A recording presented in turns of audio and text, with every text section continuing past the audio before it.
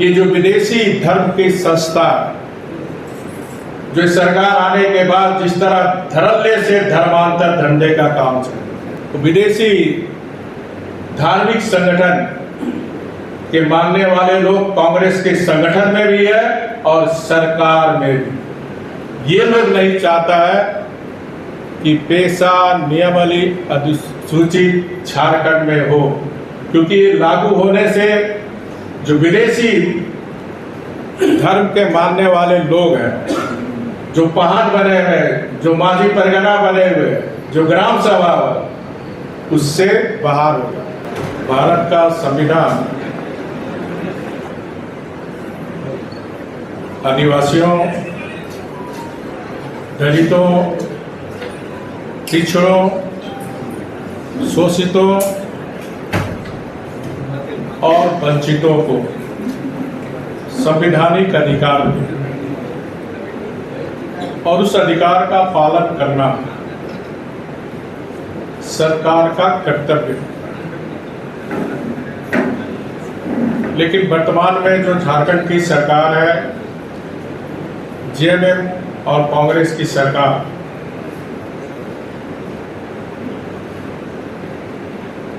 जो राज्य में भाजपा सरकार में 2019 में पेशा कानून का प्रारूप बन चुका था और विभागों को मंतव्य के लिए सभी विभागों को भेजा गया। इस बीच सरकार बदल गई और वर्तमान में जो झारखंड सरकार है, 2023 में फिर पेशा कानून को अधिसूचित किया,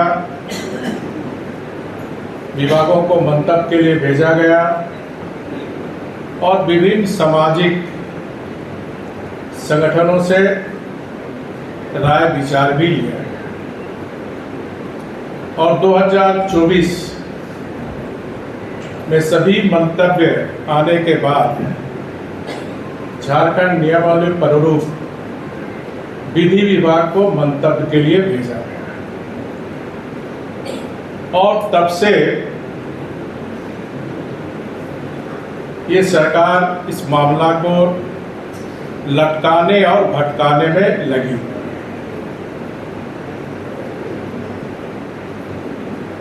12-13 महीना से पेशा कानून की नियमावली अधिसूचित हो, बार बार सरकार को माननीय झारखंड उच्च न्यायालय के द्वारा निर्देश दिया जाता है, लेकिन ये सरकार के कान में जू नहीं रही और परिणाम स्वरूप कल माननीय उच्च न्यायालय झारखंड जो निर्देश दिया, क्योंकि इस पेशा नियमावली लागू होने से जो लघु खनिज निगम के अंतर्गत आने वाले जो भी लघु, वो सारे ग्राम प्रधान या फिर रूढ़िवादी व्यवस्था कि जो आदि काल से आदिवासियों का स्वशासन की जो परंपरा है, उसको कानूनी अधिकार देकर उस लघु निगम के अंतर्गत पड़ने वाली, चाहे बालू घाट हो, चाहे महुआ हो, चाहे तेंदुपत्ता हो, या उस ग्राम के अंदर तालाब हो, मछली पालन हो, ये सारे अधिकार ग्राम सभा को, और यही कारण है कि कल माननीय उच्च न्यायालय ने लघु खनन जो बालू घाट पर रोक लगाई।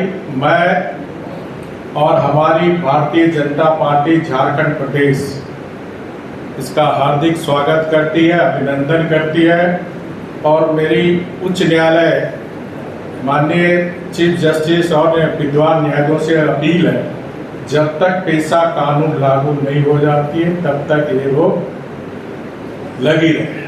उन्होंने कोर्ट को बताया कि हम विभाग को मंतव्य के लिए भेजे हुए, विधि विभाग को भेजे हुए, जबकि ऑलरेडी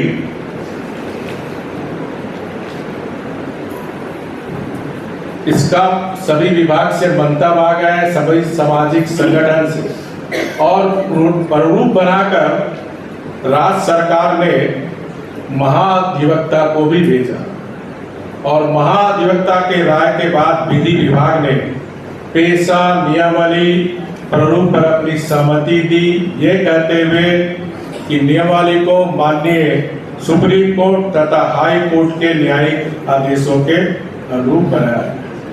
किंतु महाधिवक्ता और विधि विभाग के राय के बाद भी ये सरकार पेशा कानून लागू करने में टाल मटोल, और इसके पीछे मैं दो कारण समझता हूं। पहला कि 6 वर्षों में हम देख रहे हैं जो हमारी झारखंड की प्राकृतिक संसाधन किस प्रकार सरकार के संरक्षण में चलने वाले सिंडिकेट, चाहे वो कोल सिंडिकेट हो, चाहे बालू सिंडिकेट हो, चाहे पत्थर सिंडिकेट हो, चाहे वो कोयला सिंडिकेट, ये सिंडिकेट ही सरकार को चलाने, और उस सिंडिकेट और अवैध धंधे में जो भारी राजस्व इन नेताओं के जो जेब गर्म हो रहे हैं, इसके कारण पेशा नियमावली लागू। दूसरा कारण मैं समझता हूं कि जो विदेशी धर्म की संस्था जो सरकार आने के बाद जिस तरह धड़ल्ले से धर्मांतर धंधे का काम चल, तो विदेशी धार्मिक संगठन के मानने वाले लोग कांग्रेस के संगठन में भी है और सरकार में भी। ये लोग नहीं चाहता है कि पेशा नियमावली अधिसूचित झारखंड में हो, क्योंकि लागू होने से जो विदेशी धर्म के मानने वाले लोग हैं, जो पहाड़ बने हुए, जो माझी परगना बने हुए, जो ग्राम सभा, उससे बाहर होगा। पेशा कानून लागू होने से जो रूढ़िवादी व्यवस्था जो आदिकाल से जनजाति समाज की चल रहा है, वो ग्राम सभा का अध्यक्ष। ये दो कारण के कारण कि सरकार पेशा नियमावली लागू नहीं कर रही है, पिछड़ों का आरक्षण ना मिले इसलिए स्थानीय निकाय का चुनाव नहीं करा रही है। अनुसूचित जनजाति स्वयं इस सरकार का मंत्री कह चुके हैं कि झारखंड में आदिम जनजाति से भी बदतर स्थिति दलित समाज की। उसके बावजूद भी ये सरकार आज तक दोनों आय को क्रियाशील नहीं है। ये साफ है सरकार की, ये जो वर्तमान में झारखंड कांग्रेस की सरकार चल रही है, ये आदिवासी विरोधी है, पिछड़ा विरोधी है, दलित विरोधी सरकार है। ये सरकार को मैं सचेत करना चाहता हूं, अगर ये समाज आने वाले अपने अधिकार के लिए सड़क पर जैसे आ रहे हैं तो सरकार को भारी कीमत चुकानी होगी। इसलिए अविलंब पेशा नियमावली जो सारी प्रक्रिया पूरी हो चुकी है, सिर्फ कैबिनेट में लाना है। अविलंब इसको कैबिनेट में लाए और अविलंब ट्रिपल टेस्ट को लागू कर स्थानीय निकाय को चुनाव कराए, ताकि केंद्र सरकार से पेशा कानून में 1400 करोड़ रुपया और शहरी क्षेत्र के विकास के लिए 16-1700 करोड़ रुपया जो राज्य का राजस्व हानि हो रहा, जिससे हमारा राज्य एक विकासशील राज्य है, वो विकसित राज्य की श्रेणी में है। आप सबका बहुत बहुत धन्यवाद। एक सवाल था, नहीं लागू करने का सरकार की जो मंशा है, जिस तरह टाल मटोल कर रही है, मेरी समझ से कि जो हमारा झारखंड की संसाधन है, उस संसाधन को जो माफिया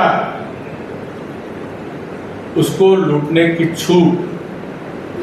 और आप सब मीडिया के साथी, चाहे प्रिंटिंग मीडिया हो चाहे इलेक्ट्रॉनिक मीडिया के साथी, लगातार आप दिखाते हैं कि किस प्रकार अवैध बालू का धंधा पूरे राज्य में, किसी एक जिले में नहीं, पूरे राज्य में अवैध बालू का धंधा चल रहा है। और पेशा नियमावली लागू होने से लघु खनिज तथा बालू घाट इत्यादि की नीलामी शेड्यूल जिले में, ये जो हमारे ग्राम प्रधान या जनजाति प्रमुख को मिलता, उसका महत्वपूर्ण अधिकार से वंचित कर कांग्रेस जेएमएम की सरकार विगत 6 सालों से बालू घाटों का दोहन किया है। राज्य की हजारों करोड़ रुपया क्षति पहुंचाई गई और बालू सिंडिकेट बिचौलियों ने मजा लिया तथा राज्य के जो झारखंड मुक्ति मोर्चा और कांग्रेस के नेताओं के जेब गर्म।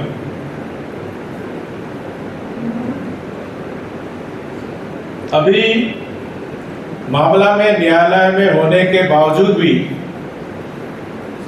न्यायालय के आदेश की अवहेलना करते हुए बालू घाट के नीलामी के लिए विज्ञापन निकालकर 2,000-3,000 करोड़ के राजस्व का लक्ष्य निर्धारित किया। ये मैं आपके समाचार पत्र और मीडिया में जो बातें राज्य सरकार के द्वारा आई थी उस बात को मैं आपको बताना चाहता हूं, ताकि पेशा नियमावली लागू ना कर अपने चाहते बालू सिंडिकेट को दिया है।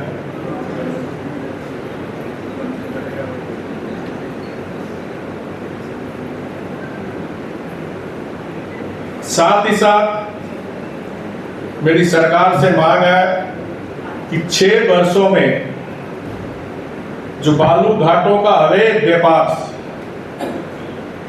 से राज्य का राजस्व करोड़ की रुपये की हानि हुई, उसकी सीबीआई से जांच हो,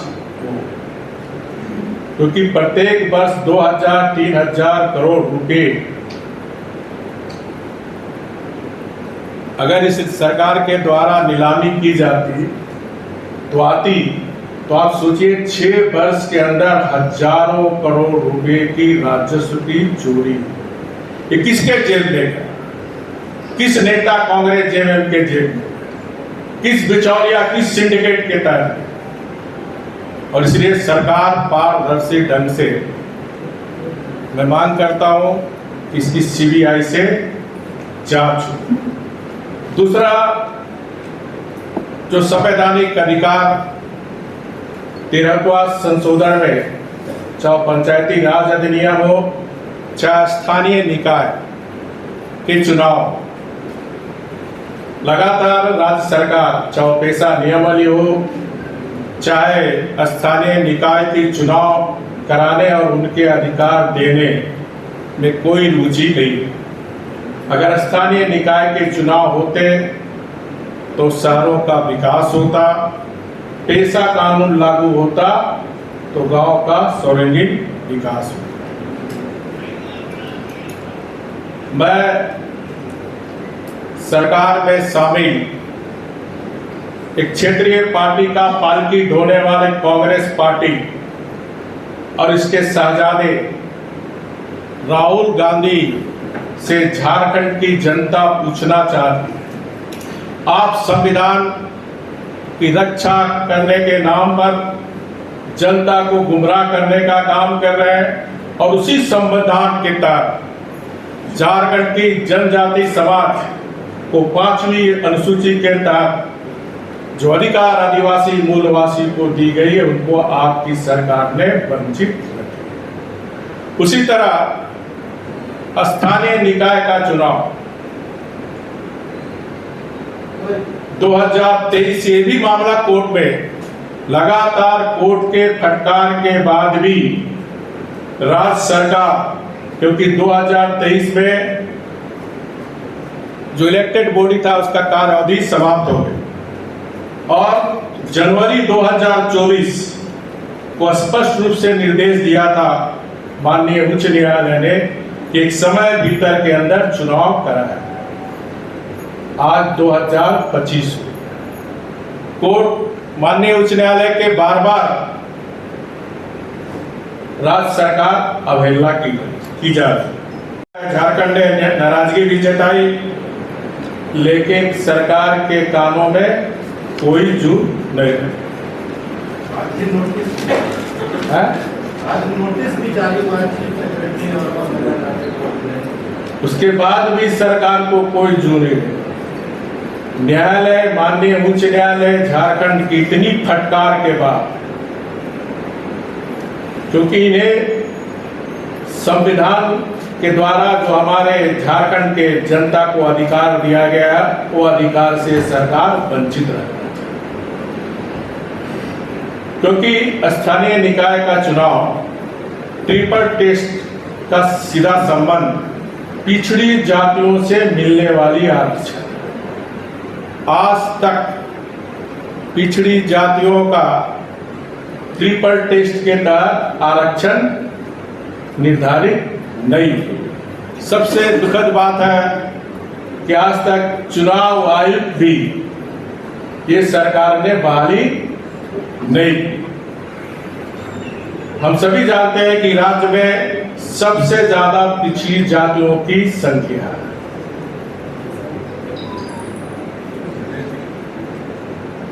अगर चुनाव होते, ट्रिपल टेस्ट होता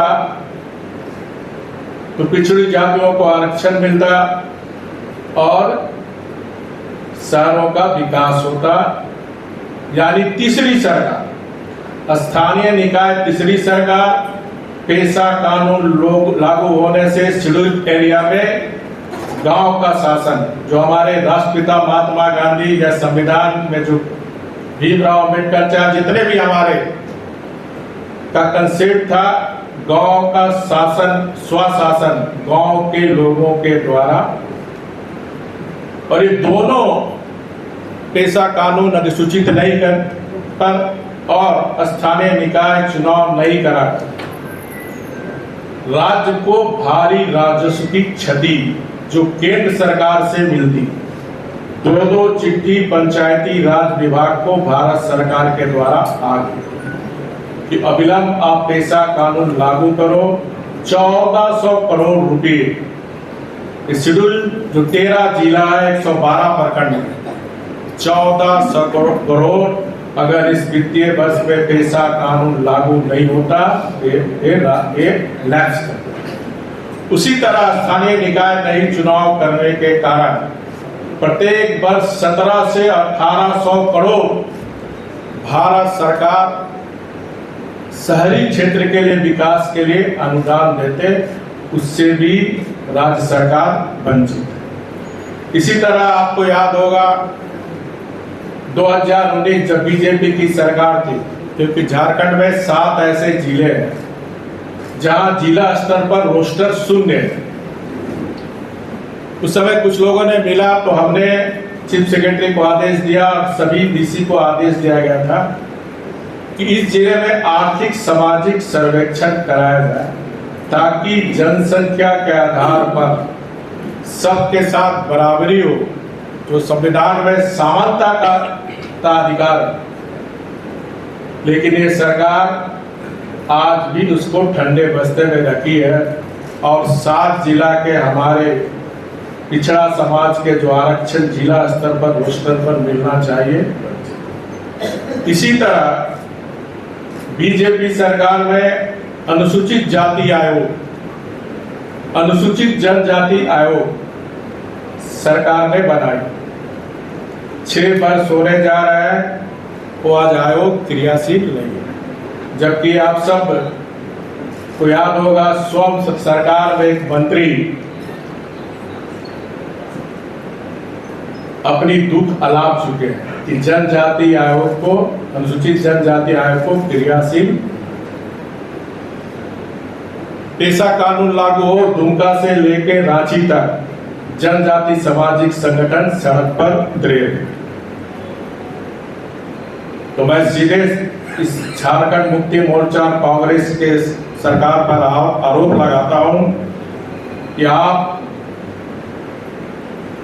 या हमारे राज्य में एक आदिवासी मुख्यमंत्री रहते हुए भी आज आप आदिवासियों के अधिकार, उसके हक को मारने का काम आप कर रहे हैं।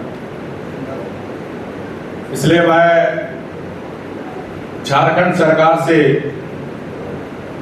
फिर मांग करता हूं कि जो संवैधानिक अधिकार झारखंड की जनता को मिली है, उस संविधान के अधिकार के तहत अविलंब सरकार स्थानीय निकाय के चुनाव कराए और पेशा नियमावली को अधिसूचित करे ताकि शहर का भी विकास हो और गांव का भी विकास हो। आज मैंने एक समाचार पत्र में देखा कि जो पंचायती स्टेट आपका ठीक है, 2 स्टेट में लागू नहीं है, 8 स्टेट में पेशा नियमित लागू है। चाहे वो छत्तीसगढ़ हो, चाहे महाराष्ट्र हो, राजस्थान हो, उड़ीसा में भी क्योंकि बीजेडी की सरकार थी तो वहाँ पेशा नियमावली ड्राफ्ट नहीं हुई। उस समय मैं महामहिम था, बीजेपी की सरकार बनी, मैंने मुख्यमंत्री आदरणीय मोहन राम मांझी को, क्योंकि मैं जो हमारा एडवाइजर था सरपति जो यही का अधिकारी था, मैंने उनको शेड्यूल एरिया में घुमा के किस तरह प्रारूप बने, वो प्रारूप का रूप भी मैंने मुख्यमंत्री को दिया था। उस पर प्रक्रिया चल रही है। दूसरा राज्य है झारखंड। संवैधानिक अधिकारों की जब बात होती है, पत्थलगड़ी भी तो संवैधानिक अधिकार था। नहीं, पत्थलगड़ी देखिए, आप मीडिया के लोग वहाँ गए भी हैं। आदिवासियों का पत्थलगड़ी पारंपरिक परंपरा है, रिवाज है। अगर जमीन का सीमांकन करना तब पत्थलगड़ी होता है। कोई मृत्यु हो गया तो उसमें होता है। लेकिन जो आप बात कर रहे हैं उसमें संविधान का वो पत्थर में लिखा हुआ रहता। आप ही लोग टीवी में दिखाया भी है समाचार, वहां संविधान विरोधी लिखा रहता और वो भी पत्थलगड़ी सिर्फ अफीम के खेती के लिए, वहां दूसरे लोग कोई नहीं जाते। जो खूंटी में पत्थलगड़ी स्टार्ट हुआ था, और आपको याद होगा 3 लड़की का चर्च के बाहर स्कूल से किडनैप किया था उग्रवादी। 3 लड़की था और उसका उस चर्च स्कूल का टीचर था कोचांग में। फादर ने उनको छोड़ा लिया अपना टीचर, और बच्चे लोग बोले जाओ ना घुमा के ले आए। उसके साथ क्या घटना हुआ था, उसी में से 15 दिन के बाद मैं रहस्य बता रहा हूँ, एक लड़की हमको फोन की, बोला सर आपसे मिलना है। तो हम बोले आ जाओ प्रोजेक्ट 10:30 बजे। बोला नहीं हम टीम में नहीं है। तो बोले आ जाओ 8 बजे। और हमने आते साथ ही गेट पे बोल दिया था एक लड़की आएगा, उससे अंदर बुला। उसने 8 बजे आई और बोला सर पत्थलगड़ी समाप्त करना। मैंने कहा हम बोले पत्थलगड़ी क्या है? तो जो मैंने बताया ना, पत्थलगड़ी हम लोग का रिवाज है। लेकिन ये पत्थलगड़ी में उग्रवाद और विदेशी धर्म के संस्था के लोग मिलकर पत्थलगड़ी करता ताकि प्रशासन छोड़िए अगल बगल का गांव भी उधर। तो बोले क्या हो रहा? बोला अफीम का खेती। तो कुछ समय मैंने 27 विदेशी संस्था को देश के गृह मंत्री से चर्चा कर जो एनजीओ का पैसा आ रहा था उसको बंद कराया। तब ये लोग, उसने कहा जो लड़की ने बताया कि सर ये लोग अवैध करता, आधा पैसा विदेशी धर्म के संस्था को जाता, आधा पैसा उग्रवाद को जाता है, और उग्रवाद को सुलाने का काम स्कूल में। और आज तक देखें झारखंड में आप कोई भी विदेशी धर्म की संस्था को चलने वाला स्कूल को कभी बम से उड़ाया? जितनी भी क्षति हुई सरकारी संपत्ति, ओके, धन्यवाद। रॉयल इंडिया में आपका स्वागत है। भारत के सबसे विश्वसनीय सोलर मोटर पंप और MPPT कंट्रोलर निर्माता रॉयल इंडिया का high performance movable trolley solar water pumping system प्रस्तुत है। बेहतर दक्षता के लिए डिजाइन किया गया और आसानी से ले जाने योग्य। सरकारी परियोजनाओं के लिए अनुमोदित देश भर के कॉन्ट्रैक्टर्स और एजेंसियों की पहली पसंद। MNRE द्वारा अनुमोदित, उल प्रमाणित, उद्योग मानकों के अनुरूप स्वदेशी उत्पाद। सार्थक ऊर्जा समाधान के लिए हमारे साथ साझेदारी करें। आज ही संपर्क करें।